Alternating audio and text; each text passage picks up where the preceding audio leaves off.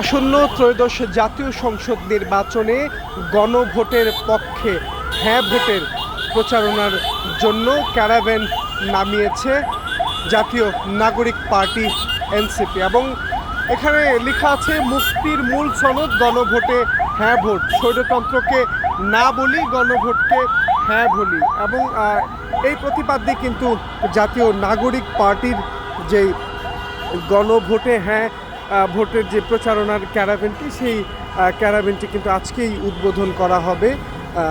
আপনারা দেখতে পাচ্ছেন এই মুহূর্তে পুরো ক্যারাভ্যানটি, যেটি আসলে শহর জুড়ে এই প্রচারণাটি চলবে।